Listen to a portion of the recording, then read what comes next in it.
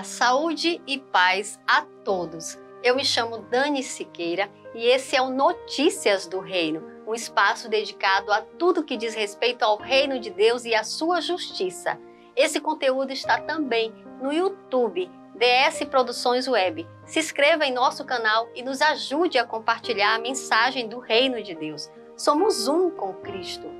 Especificamente neste mês de férias, estamos exibindo uma série de documentários que estão sendo narrados pelo bispo Mário Porto e a repórter Olívia Araújo. Então, após o estudo bíblico de hoje, segue o documentário Os Caminhos da Reforma. E na sequência vamos adorar o nosso Deus com um lindo acústico. Fique conosco que vale a pena conferir. E vamos ao tema de hoje, o poder da oração. No episódio anterior, sobre a importância da oração, vimos que Jesus nos ensinou que essa é a maneira ou meio pelo qual devemos nos achegar a Deus. E ainda que deve ser a intimidade do quarto o lugar apropriado para buscar essa comunhão, de forma que os lugares solitários ou os desertos da vida, ao contrário do que se costuma pensar, pode ser uma oportunidade para desenvolver um relacionamento com a pessoa mais importante de nossas vidas, o Espírito Santo de Deus, e sermos cheios do seu poder. Oração é um assunto bem extenso na Bíblia, de forma que vale a pena nos aprofundarmos nesse tema, a fim de buscarmos uma melhor compreensão pelas Escrituras, para que possamos nos revestir da proteção e de autoridade através do poderoso nome do nosso Senhor Jesus Cristo. Jesus voltava dos momentos a sós com o Pai, cheio do poder de Deus, e manifestava a Shekinah de Deus, o poder manifesto de Deus, através dos incontáveis milagres que operava.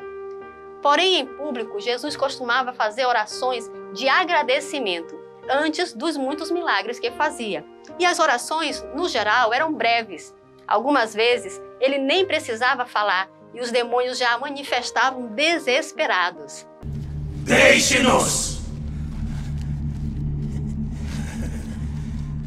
Que temos nós contigo, Jesus Nazareno? Vieste a destruir-nos? Bem sei quem és, o Santo de Deus. Cala-te e sai dele.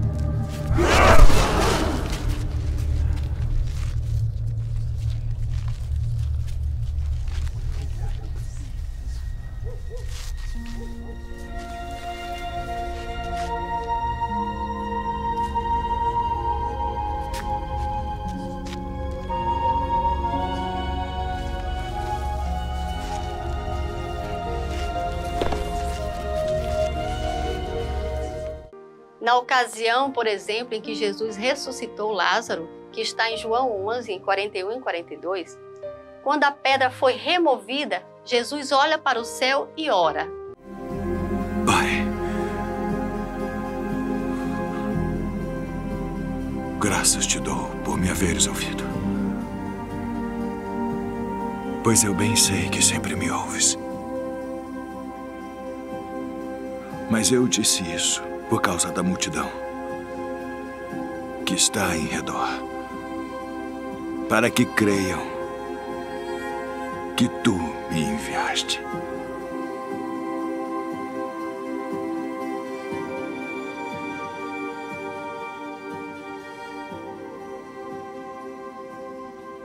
Lázaro, sai para fora. A exemplo de Jesus, devemos desenvolver um relacionamento de unidade com Ele e com o Pai, a ponto de confiar nele e em nós mesmos. Saber quem somos em Deus é muito importante, o que nos acrescentará uma medida maior de fé, a ponto de termos a plena convicção que seremos atendidos em nossas orações. Em 1 João 5, 14 e 15 diz: "E esta é a confiança que temos para com Ele, que se pedirmos alguma coisa segundo a sua vontade, Ele nos ouve. E se sabemos que Ele nos ouve quanto ao que lhe pedimos, estamos certos de que obtemos os pedidos que lhe temos feito." Nestes textos bíblicos que acabamos de acompanhar, Jesus nos ensina a importância da gratidão, mostrando que agradecer vem antes mesmo de pedir. Normalmente, agradecemos após alcançarmos uma bênção, que é também correto, mas Jesus fazia oração de ação de graças antes das suas petições, que deve ser o nosso referencial de fé e comunhão.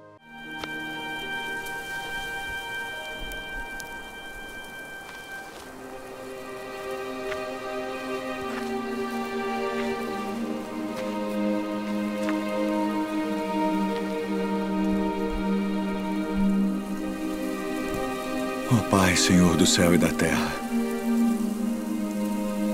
graças te dou pelas muitas bênçãos. Amém.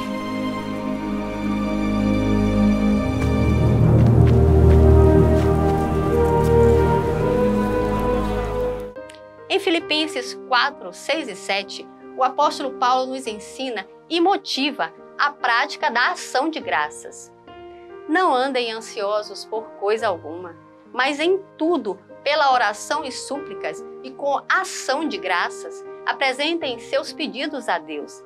E a paz de Deus, que excede todo o entendimento, guardará os seus corações e as suas mentes em Cristo Jesus.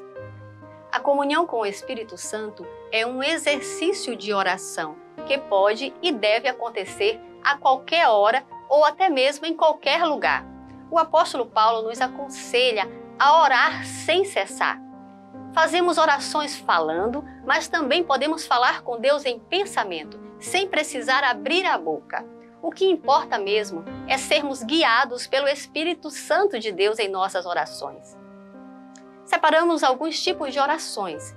Dentre os vários tipos de oração, já vimos nesse estudo a oração de ação de graças, que é a oração que devemos manter constantemente, em agradecimento por tudo que o Senhor é e que Ele já fez por nós. E ainda devemos ressaltar a importância de ter o nosso devocional, que é separar um tempo diário para estar em contato com o Eterno.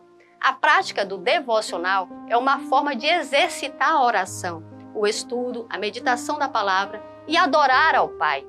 É bem difícil estreitar um relacionamento com Deus e saber a sua vontade sem ter um tempo de qualidade com Ele. Outro tipo importante de oração é a oração de intercessão. Interceder é saber se colocar diante de Deus em favor de uma situação ou de alguém. Há exemplo de Moisés, que intercedia pelo povo israelita, como Abraão, que intercedeu por Sodoma e Gomorra, clamando a Deus para salvar os justos da cidade.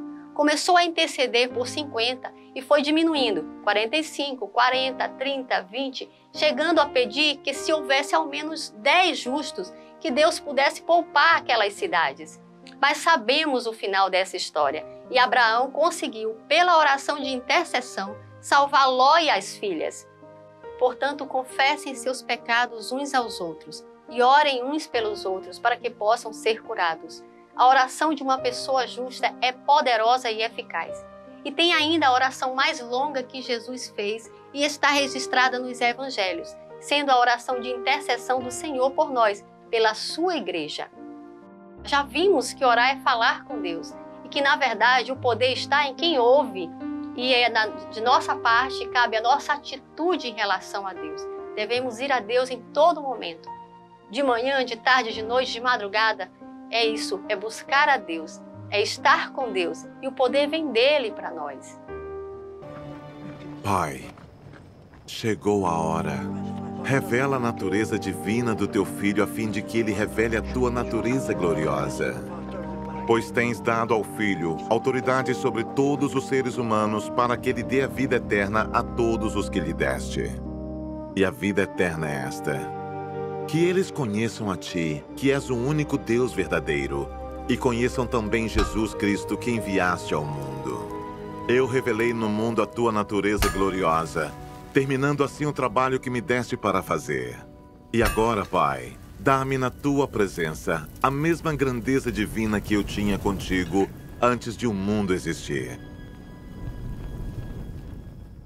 Eu mostrei quem tu és para aqueles que tiraste do mundo e me deste. Eles eram teus, e tu os deste para mim, Eles têm obedecido a tua mensagem e agora sabem que tudo o que me tens dado vem de ti. Pois eu lhes entreguei a mensagem que tu me deste, e eles a receberam e ficaram sabendo que é verdade que eu vim de ti, e creram que tu me enviaste. Eu peço em favor deles, não peço em favor do mundo, mas por aqueles que me deste, pois são teus. Tudo que é meu é teu, e tudo que é teu é meu. E a minha natureza divina se revela por meio daqueles que me deste. Agora estou indo para perto de ti. Eles continuam no mundo, mas eu não estou mais no mundo. Pai Santo, pelo poder do teu nome, o nome que me deste, guarda-os para que sejam um, assim como tu e eu somos um. Quando estava com eles no mundo, eu os guardava pelo poder do teu nome, o mesmo nome que me deste. Tomei conta deles, e nenhum se perdeu, a não ser aquele que já ia se perder, para que se cumprisse o que as Escrituras Sagradas dizem. E agora estou indo para perto de ti. Mas digo isso enquanto estou no mundo, para que o coração deles fique cheio da minha alegria. Eu lhes dei a tua mensagem, mas o mundo ficou com ódio deles, porque eles não são do mundo, como eu também não sou. Não peço que os tires do mundo, mas que os guardes do maligno. Assim como eu não sou do mundo, eles também não são.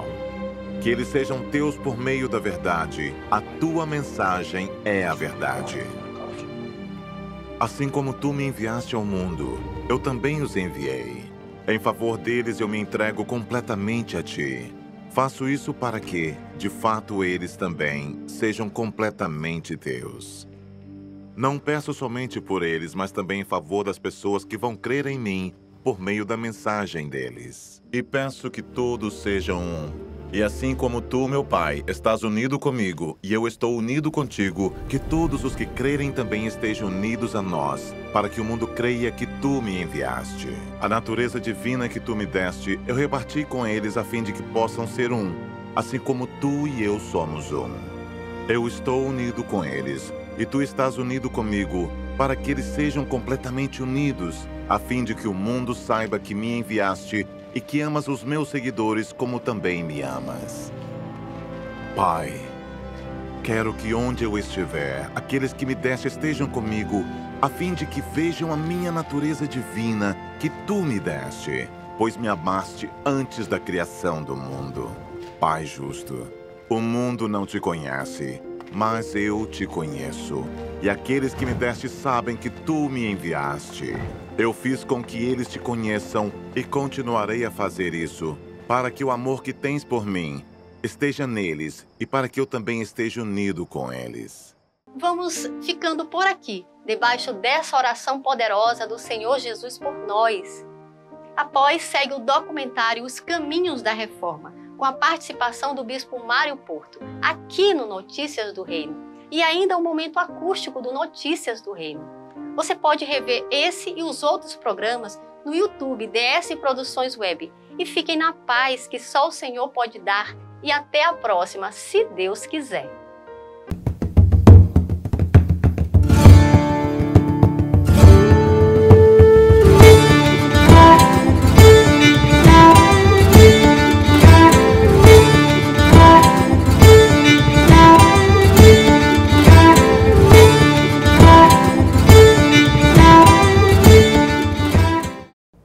Olá amigos, aqui é Mário Porto, sejam bem-vindos ao Notícias do Reino da TV Atenas, canal 39.2.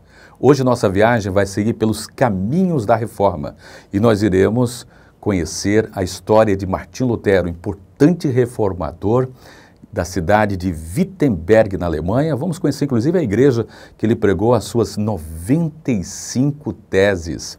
E de lá também vamos conhecer Genebra, na Suíça, para conhecer um pouquinho da história do importante reformador João Calvino. Vem com a gente.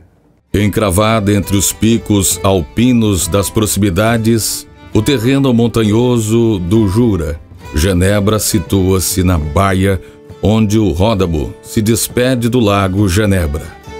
com tradição humanitária e atmosfera cosmopolita.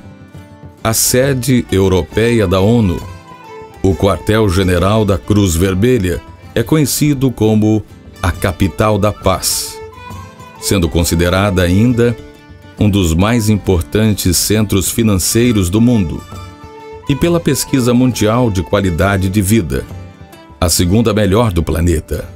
Assim também, seu sistema escolar é referência mundial. Destaque para o CERN, Organização Europeia para a Pesquisa Nuclear, e provavelmente é mais conhecido a nível mundial. Fundado em 1954, o CERN desenvolveu-se como o maior laboratório do mundo da física de partículas. Físicos de todo o mundo viajam ao CERN para realizarem pesquisas que exploram as forças fundamentais e materiais que formam o universo. Foi construído numa forma de um globo, né? Globo que representa a forma da Terra. Aqui tem, na superfície de baixo, é um centro de procura. Eles querem saber o início do universo, do mundo, que foi o Big Bang. Então, ele tem mais ou menos 30 quilômetros de túnel e eles querem enfrentar de um lado e do outro os átomos, que é o nêutron e o próton, e eles querem ver a reação. E essa reação é perigosa, porque pode ser um buraco negro. E a gente sabe que o buraco negro é uma inspiração das coisas, né? Então os cientistas querem recriar essa fase. Eles querem saber. Então aqui tem o mundo inteiro, todos os países do mundo que estão investindo aqui para essas tecnologias aí. E praticamente a internet nasceu aqui também. A internet nasceu aqui mesmo. Foi aqui os testes que eles fizeram. E toda a inovação da velocidade, os testes estão todos feitos aqui. E nós estamos na fronteira, né? Aqui é a fronteira mesmo. Aqui tem está entre a Suíça e a França. Eles dividem o território para fazer esses testes. Então vocês acompanharam um pouquinho das explicações do nosso querido Rui Moraes. Amém. Amanheceu em Genebra. Nosso roteiro começa visitando a história da cidade. O guia nos leva pelos principais pontos turísticos. Os mais importantes cientistas do mundo trabalham aí nessa. Uma cidade muito moderna hoje em dia. Genebra encanta por sua exuberância. Mais de 43,8% da população, de 175 mil habitantes, é de estrangeiros. E isso não é à toa.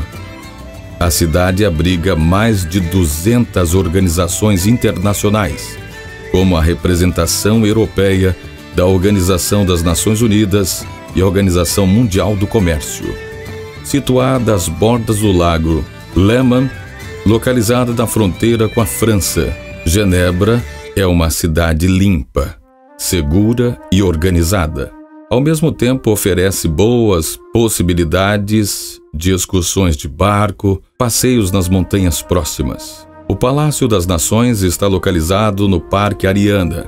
Foi construído na década de 30, se tornando sede principal da Liga das Nações de 1936 a 46. Após a Segunda Guerra Mundial, em 26 de junho de 1945, os representantes de 50 países reunidos em São Francisco adotaram as Cartas das Nações Unidas, fundadora da nova organização internacional. A ONU nasceu oficialmente em 24 de outubro de 1945, quando os países signatários ratificaram a Carta. A Liga das Nações teve a sua dissolução em abril de 1946. Território internacional, o Palácio constitui um centro mundial de conferências diplomáticas, uma base operacional para um grande número de atividades nos campos econômico e social. 193 países são membros e aproximadamente 1.400 pessoas trabalham nesta sede. Já na praça, encontramos o monumento Brockenschaft, de Daniel Berset, uma escultura de 12 metros de altura em forma de cadeira, sem uma das pernas. O monumento foi construído em 1997 a pedido do Hadakaip Internacional, sendo considerado uma das peças mais icônicas da arte do século XXI. Sua mensagem é simples. Lembre-se da situação das vítimas de minas terrestres e encoraja os estados a se comprometerem com a sua proibição. Emocionante. Dali da praça, podemos ver a fachada do Palácio das Nações e as bandeiras de todos os 193 membros hasteadas em corredor à sua frente. A Suíça sempre foi um país neutro, um país de negociação, um país de conciliação, um país de equilíbrio. E por isso, durante a Segunda Guerra Mundial, muitas vezes a Suíça deixou de ser bombardeada exatamente por ser essa nação fraterna, amiga, uma nação que concilia. E aqui nós temos, por exemplo, também na Suíça, a Cruz Vermelha Internacional, que é uma entidade que tem ajudado, auxiliado muitas pessoas ao redor do mundo. Então esse monumento, com essa cadeira com o pé quebrado, é para lembrar exatamente a Segunda Guerra Mundial. Genebra é uma cidade magnificamente dotada de transporte público eficiente, sendo o ônibus e o bondinho elétrico os mais utilizados por pessoas que visitam a cidade. Não existe menor necessidade de alugar um carro. Mesmo não possuindo rede de metrô, oferece para a população ônibus convencionais e elétricos, trens, barcos e bondes, que tornam a circulação fácil e descomplicada. Aqui você já está testemunhando, estamos numa parada, o transporte público tem toda hora, todo tempo e o que é melhor, barato, baratíssimo o transporte público. Culturalmente, essa cidade situada no extremo oriente da Suíça tem muito a oferecer. Artistas internacionais apresentam-se no Grande Teatro de Genebra Opera House. Os visitantes da cidade podem desfrutar de uma gama diversificada de museus, como o Museu Internacional da Relojoaria, com uma coleção de relógios com pedras preciosas, relógios musicais. Os relógios suíços são famosos no mundo inteiro, não é isso, Nicolas? A particularidade dessa relógio é que ela é em plástico, como que elas são exposadas por aqui. São relógios plásticos, mas com uma qualidade que se parece com um relógio de luxo. Ela tem uma qualidade de um funcionamento que é o mesmo que uma relógio cara, só que é uma relógio acessível, todo mundo pode comprar essa relógio. Agora uma marca mais clássica, né? Uma marca também bastante sofisticada, mas bem clássica. Exatamente, essa marca Berger justamente, que aparte também com a Swatch. O Nicolas Hayek, o criador da marca Swatch, colocou um estilo diferente para essa marca. Essa marca guarda uma grande qualidade, só que ela é mais clássico. E uma das coisas que se valoriza muito em toda a Europa, sobretudo aqui na Suíça, é a pontualidade, né, Nicolas? Exatamente, faz parte dessa nação.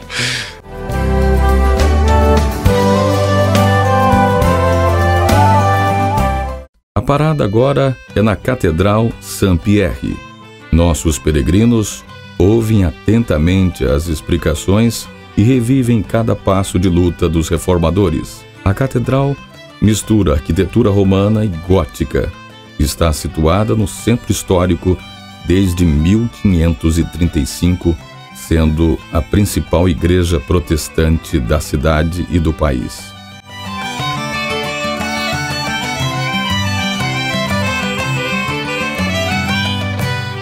Em 8 de agosto de 1535, Guilherme Farel, da Ordem dos Magistrados, vem aqui pregar a reforma e uma multidão imensa.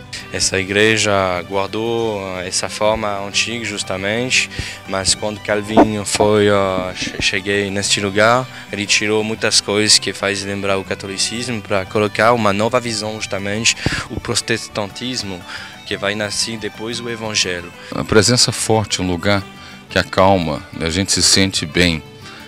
Estamos num templo, portanto, um templo protestante, e aqui vivendo a história. Aqui você tem imagens do púlpito, onde o pastoreado tem cultos regulares, né, toda semana, Sim, e continua a fazer um culto, mesmo agora é como um museu, mas o dia do culto, o domingo, lá tem um culto.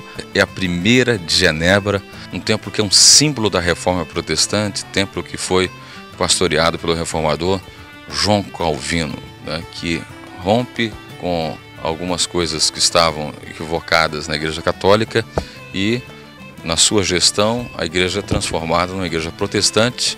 E essa igreja protestante, até os dias de hoje, está sendo para nós, como cristãos brasileiros, uma emoção muito grande em visitar um templo tão simbólico para a reforma protestante, para essa história pujante da história cristã. 500 degraus nos levam ao cimo da Torre Norte, de onde se obtém uma vista panorâmica de 360 graus sobre toda a cidade. Uma subida cansativa, porém recompensadora aos nossos peregrinos.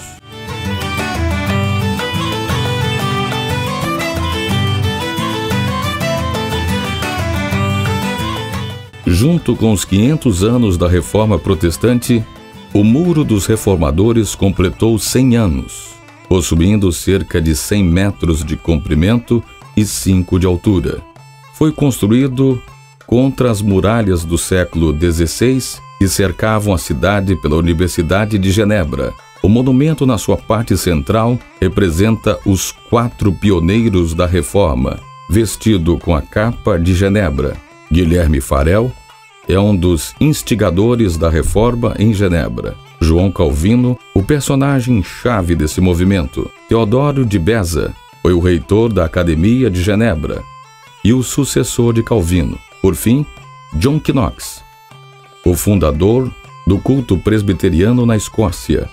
No pedestal onde se encontram essas estátuas, 2 frases chamam a atenção. Está gravado: Jesus, homem salvador. E a divisa de Genebra: depois das trevas, a luz. Cada um foi um grande reformador que ajudou muitos na reforma em várias partes, na França e na Suíça. Há um reformador que não está aqui representado, mas que também foi o nosso Luther da Suíça, que se chama Zwingli. Zwingli foi inspirado por Luther e lá em Zurique, em 1530, ele iniciou o primeiro passo da reforma na Suíça. Seguintemente, o João Calvino deu continuidade por esse trabalho após do falecimento do Zwingli, e João Calvino se focalizou mais seu ministério e desenvolveu para fora a partir de Genebra. Então por isso que há uma representação, que é o Muro dos Reformadores, lembrando que cada um deles vem de uma cultura diferente. O João Calvino era inicialmente francês, iniciou o ministério dele nos estudos teológicos em Paris e desenvolveu depois para a Suíça. Guilherme Farel, considerado como um evangelista itinerante, foi o que iniciou o primeiro passo aqui em Genebra. Foi o precursor, antes do Calvino chegar aqui em Genebra. E ele pregou em várias cidades, e quando ele era proibido de pregar nas igrejas, ele simplesmente pregava nas praças públicas. Foi preso também, foi liberto, julgado, mas sempre nunca deixou seu chamado de evangelizar.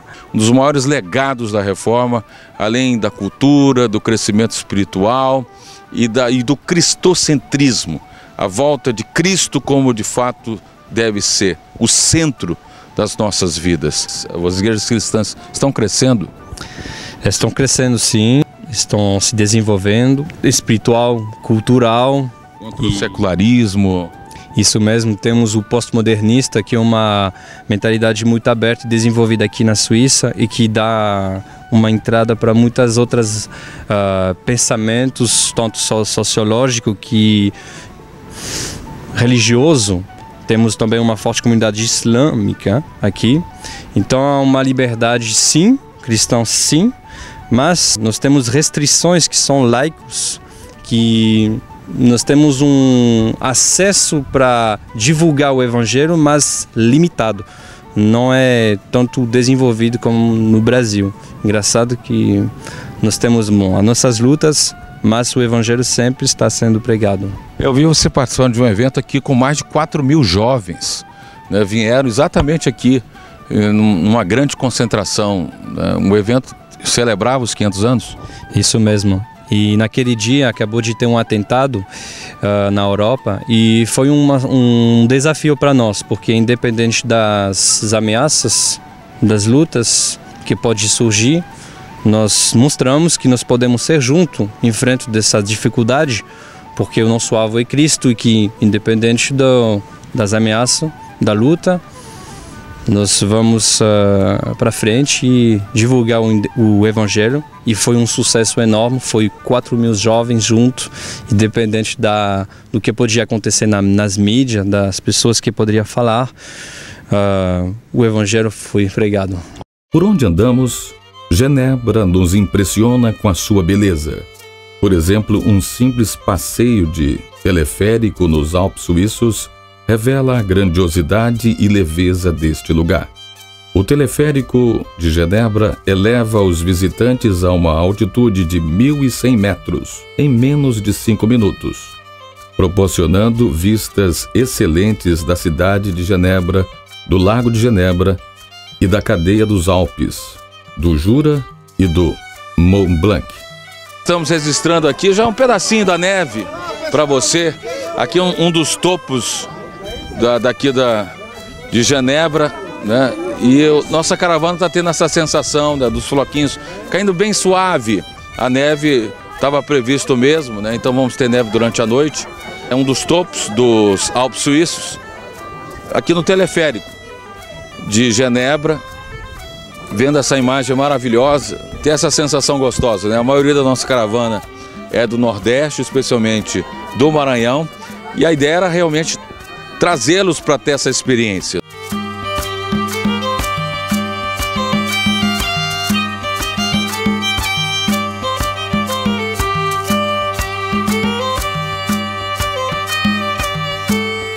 Nossa viagem está só começando e já vamos para o nosso próximo destino, Alemanha.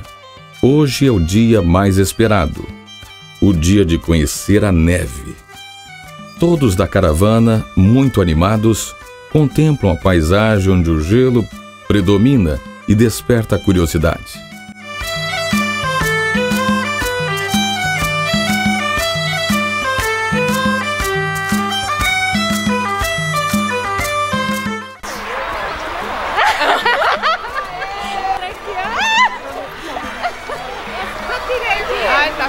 Vamos ser felizes!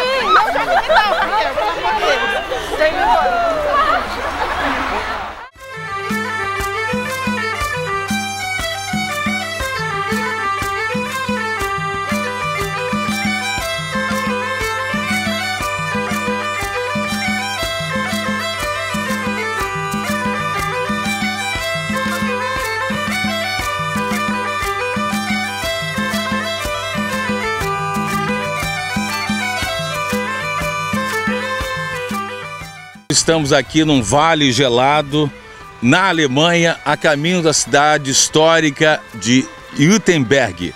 Olha só, vamos fragando aqui um verdadeiro batismo na neve. Olha aí, olha aí. É a nossa querida de São Paulo, está tendo essa experiência maravilhosa. Primeira vez, maravilhoso. Isso aqui é algo extremamente diferente para nós, né? Experiência única, incrível, vale a pena. Que lindo que fica, né? Tá aí, ó. Experiência maravilhosa. Neve sempre é assim, um momento maravilhoso, todo mundo volta a ser criança, parece Natal, não sei, a gente associa com Natal e é sempre assim, neve, todo mundo tem um espírito infantil.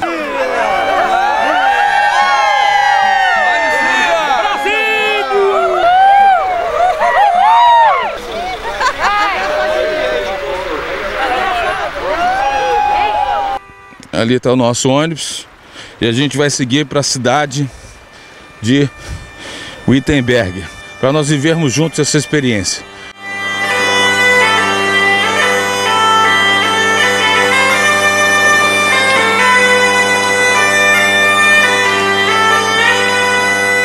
Chegamos na cidade de Wittenberg, lugar onde Martinho Lutero pregou as 95 teses que mudaria a história da igreja. Nossa primeira parada em Wittenberg será na Igreja do Castelo de Wittenberg, chamada de Todos os Santos. Aqui foi palco de uma grande revolução. Lutero, ainda então monge agostiniano e professor de teologia germânico, tornou-se uma das figuras centrais da reforma protestante. Levantou-se veementemente contra diversos dogmas do catolicismo romano, contestando sobretudo a doutrina que o perdão de Deus poderia ser adquirido pelo comércio das indulgências. Lutero propôs a base em sua interpretação das Sagradas Escrituras, especialmente da Epístola de São Paulo aos Romanos, que a salvação não poderia ser alcançada pelas boas obras ou por quaisquer méritos humanos, mas tão somente pela fé em Cristo Jesus. Sola fide, único Salvador dos homens, sendo gratuitamente oferecida por Deus aos homens. Sua teologia desafiou a infabilidade papal em termos doutrinários, pois defendia que apenas as Sagradas Escrituras, sola a Escritura, seria fonte confiável de conhecimento da verdade revelada por Deus. Então, em 31 de outubro de 1517, foram fixadas as 95 teses na porta da Igreja do Castelo de Wittenberg, com um convite aberto a uma disputa escolástica sobre elas. Essas teses condenavam que Lutero acreditava ser a avareza e o paganismo da Igreja como um abuso e pediam um debate teológico sobre o que as indulgências significavam. Resultou em sua excomunhão da Igreja Romana e em sua condenação como um fora da lei pelo imperador do Sacro Império Romano Germânico. As 95 teses foram logo traduzidas para o alemão e amplamente copiadas e impressas. Ao cabo de 2 semanas, haviam se espalhado por toda a Alemanha e em 2 meses por toda a Europa. Este foi o primeiro episódio da história em que a imprensa teve papel fundamental, pois possibilitou a distribuição simples e ampla do documento. Wittenberg nos presenteia com a sua beleza e casarões históricos.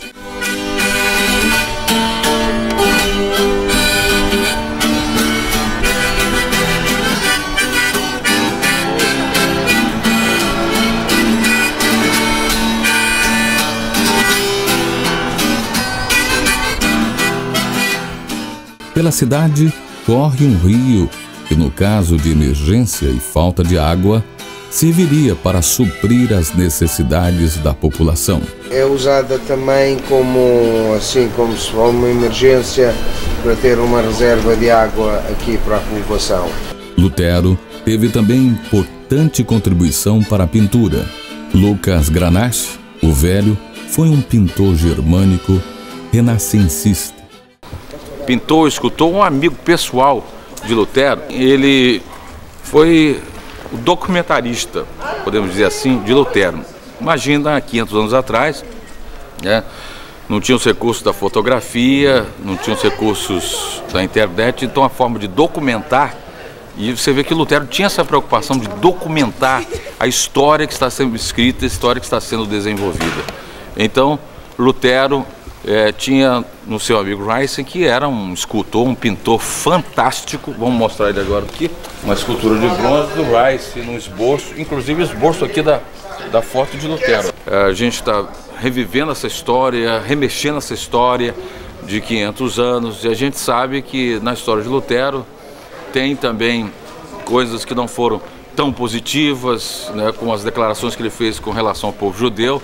Mas eu tenho certeza, porque pensamentos envelhecem, né? Talvez numa alta reflexão Lutero tenha reavaliado tudo isso, né? Mas, como já dizem, né, já diziam as pessoas, que existem 4 coisas que jamais voltam: a palavra falada, o tempo passado, o tempo negligenciado e a oportunidade negligenciada. A gente tem que ter muito cuidado com as nossas palavras, né? Porque declarações podem ficar eternizadas, mas como a gente sempre diz, os pensamentos precisam ser repensados, modificados, atualizados. Está sendo muito especial estar aqui revivendo esses 500 anos da Reforma Protestante, repisando os passos desses reformadores, e estamos na terra de Martinho Lutero. Ele foi uma pessoa que mudou a história da pintura, porque antes se pintavam muitos santos, né, imagens e tal, e depois dessa história toda de Martinho Lutero, ele começou a pintar imagens, deixou de pintar, começou a pintar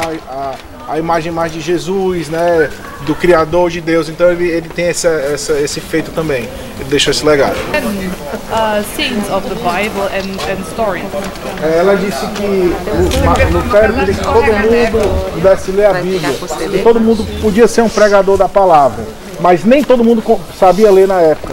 Então ele, por muitas pinturas, conseguia traduzir textos da Bíblia, e as pessoas, através da pintura, conseguiam entender algumas partes da Bíblia para poder dissipar e falar da palavra de Deus. Ela disse que ele era não só um pintor, ele era um empresário, ele tinha uma loja de vinhos e também foi prefeito da cidade. Então ele era um visionário. Realmente ele foi quem fez a primeira pintura de Lutero e conseguiu traduzir para o papel a imagem e a perfeição de Lutero, né? Aqui nossos peregrinos contemplam uma impressora que foi responsável pela rápida circulação da Bíblia, e uma tradução alemã da Bíblia, produzida por Martinho Lutero, impressa pela primeira vez em 1534. Esta tradução é considerada como sendo, em grande parte, responsável pela evolução da moderna linguagem alemã. Cada um teve a oportunidade de levar para casa uma lembrança deste importante momento da história. A Bíblia foi o primeiro livro impresso da história, né, da humanidade. Primeiro livro impresso, a Bíblia, que é considerado o maior best-seller de todos os tempos, o livro mais lido, mais amado, também o livro mais perseguido. Inclusive, esse é o maior legado da Reforma Protestante, foi a volta às Escrituras, e Martinho Lutero trabalhou exatamente na tradução da Bíblia para o alemão, e daqui, de Wittenberg para o mundo, a Bíblia passou a ser lida em toda a Europa, em todo o mundo. Então está aqui, essa máquina tem história.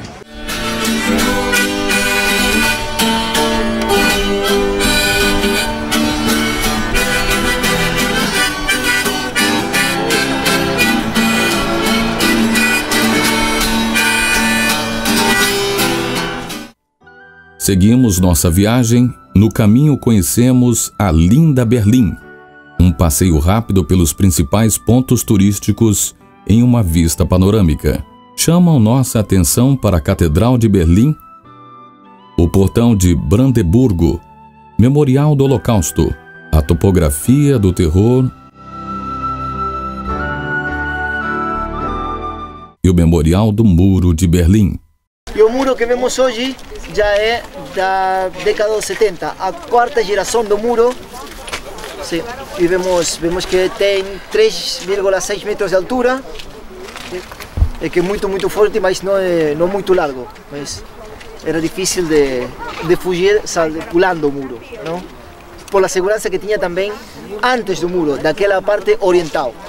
Olha, aqui tínhamos aquele prédio grande de cor cinza.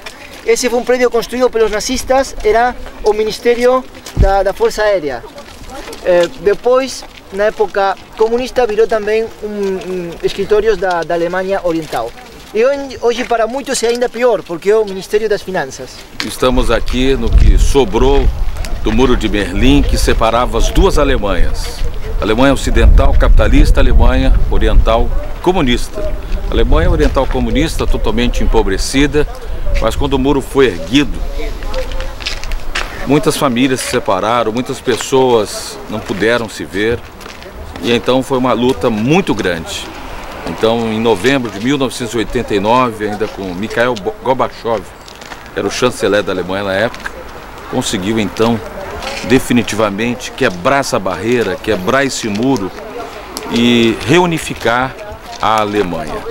A Alemanha que tem essa história, provocou a Segunda Guerra Mundial através de Hitler, foi destruída e reconstruída. E hoje o que ficou do muro é uma lembrança desse tempo difícil que a Alemanha viveu. E fica a reflexão para todos os povos sobre a paz e a unidade entre as pessoas, entre as famílias. Que Deus nos abençoe, que Deus nos dê graça de termos sempre esse direito de nós vivermos em família. Jamais haja entre nós separações. Essa é a grande reflexão aqui do Muro de Berlim.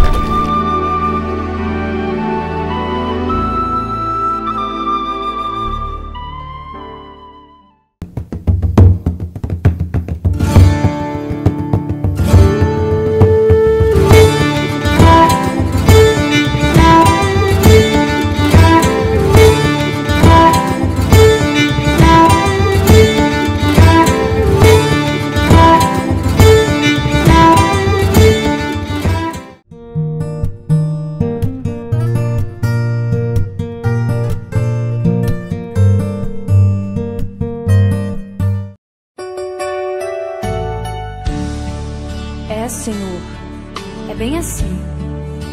Às vezes, em meio à noite, perdemos o sono, mas não entendemos que é o Teu Espírito Santo nos chamando para orar.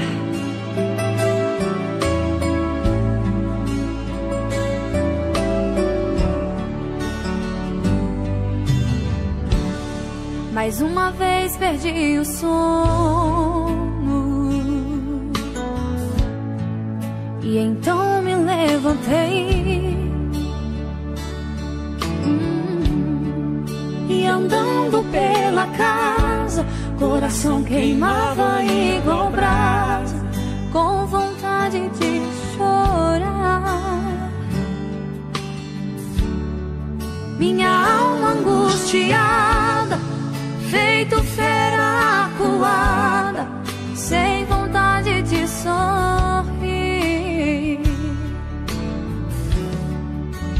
Uma voz ouvi e então entendi que o Espírito Santo me dizia assim: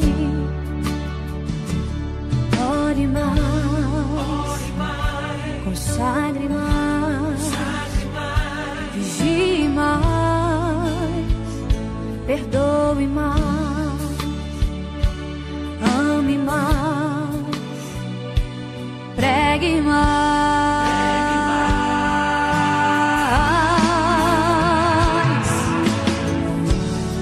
Ajoelhei e orei.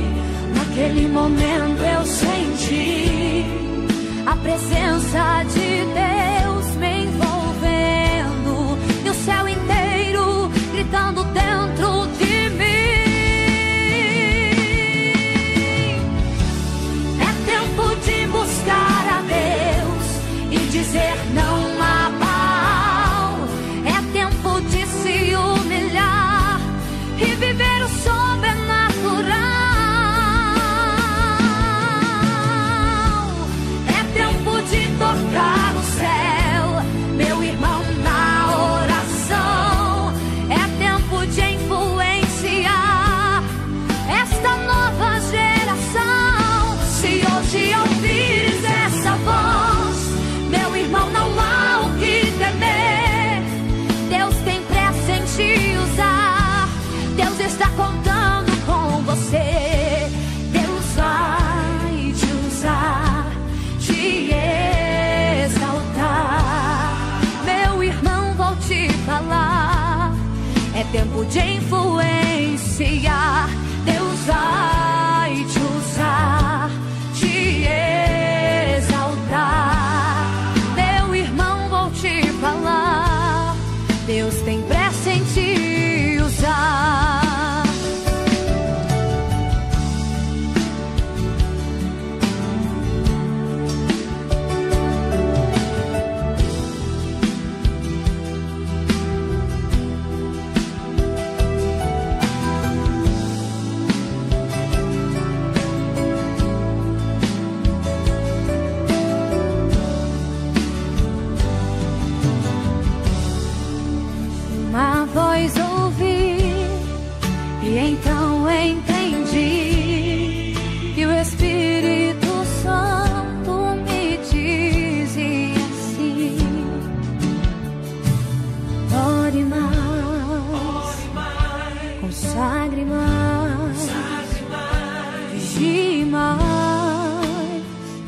Perdoe mais, ame mais, pregue mais.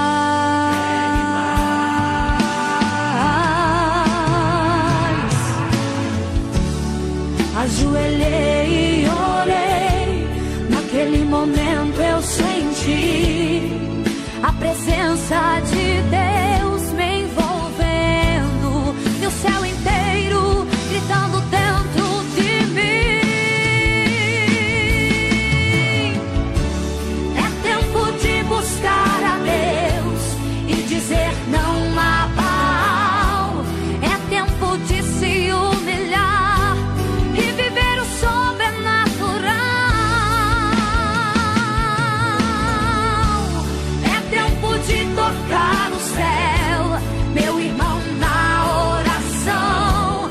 É tempo de influenciar esta nova geração. Se hoje ouvires essa voz, meu irmão, não há o que temer. Deus tem pressa em te usar, Deus está contando com você. Deus vai te usar, te exaltar. Meu irmão, vou te falar, é tempo de influenciar. Deus vai te usar, te exaltar. Meu irmão, vou te falar, Deus tem pressa em te usar. Deus vai te usar, te exaltar. Meu irmão, vou te falar, Deus tem pressa em te usar.